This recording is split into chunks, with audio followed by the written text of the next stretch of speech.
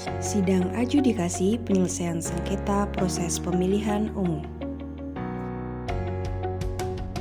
Berdasarkan Undang-Undang Nomor 7 Tahun 2017 Pasal 100A, tugas Bawaslu Kabupaten Kota adalah melakukan pencegahan dan penindakan di wilayah Kabupaten Kota terhadap pelanggaran pemilu dan sengketa proses pemilu.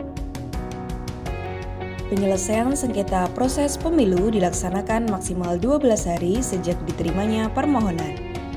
Dimulai dari pemohon datang ke kantor Bawaslu atau mengakses laman SIPS. Kemudian, mengajukan permohonan disertai dengan bukti.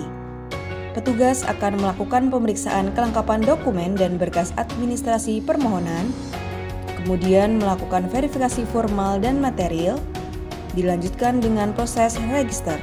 Proses mediasi akan dilakukan. Jika mencapai kesepakatan, maka akan dikeluarkan putusan terjadinya kesepakatan mediasi. Jika tidak mencapai kesepakatan, maka akan dilakukan sidang adjudikasi untuk menghasilkan putusan sengketa proses pemilu. Jika pemohon tidak dapat menerima putusan, maka dapat diajukan permohonan koreksi putusan ke Bawaslu paling lama 1 hari setelah putusan dibacakan. Selanjutnya, mari kita memahami salah satu tahapan dari penyelesaian sengketa, yaitu sidang adjudikasi. Adjudikasi adalah proses persidangan penyelesaian sengketa proses pemilu yang dilakukan jika para pihak yang bersengketa tidak mencapai kesepakatan dalam proses mediasi. Tahapan sidang adjudikasi dimulai dari penyampaian pokok permohonan oleh termohon, dilanjutkan dengan penyampaian jawaban termohon, penyampaian tanggapan pihak terkait, pembuktian, penyampaian kesimpulan dari para pihak, serta pembuatan keputusan. Peran dalam sidang adjudikasi.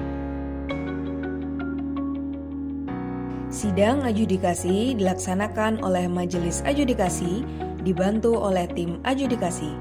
Majelis adjudikasi terdiri dari ketua dan anggota, sedangkan tim adjudikasi terdiri dari asisten adjudikasi, sekretaris adjudikasi, notulen, dan perisalah.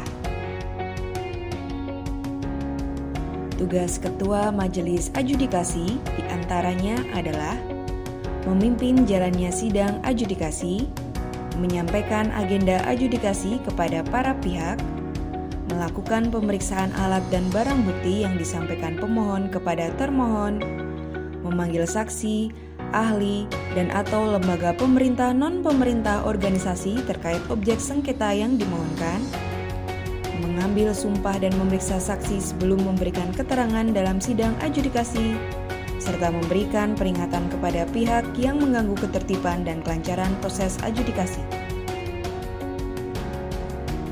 Tugas asisten adjudikasi diantaranya adalah mengikuti seluruh proses adjudikasi, menyiapkan materi-materi terkait objek yang disengketakan, membuat draft putusan, berkonsultasi dengan majelis adjudikasi, serta berkoordinasi dengan sekretaris adjudikasi.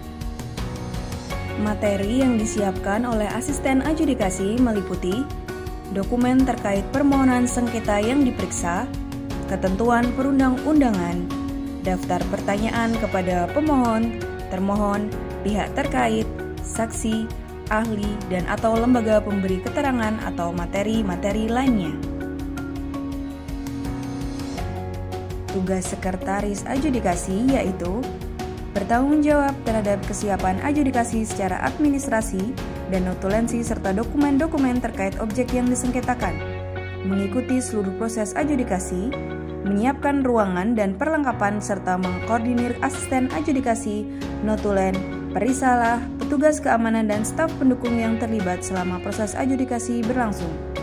Membacakan tata tertib sidang adjudikasi di hadapan para pihak dan pengunjung, meminta para pihak dan pengunjung sidang untuk berdiri saat majelis sidang memasuki dan meninggalkan ruangan sidang, serta membuat berita acara adjudikasi. Tugas notulen dalam sidang adjudikasi adalah mengikuti seluruh proses sidang dan membuat catatan poin-poin pembicaraan selama sidang adjudikasi berlangsung. Tugas perisalah pada sidang adjudikasi adalah menyediakan daftar hadir kepada para pihak dan pengunjung adjudikasi, serta memastikan para pihak dan pengunjung mengisi daftar hadir adjudikasi.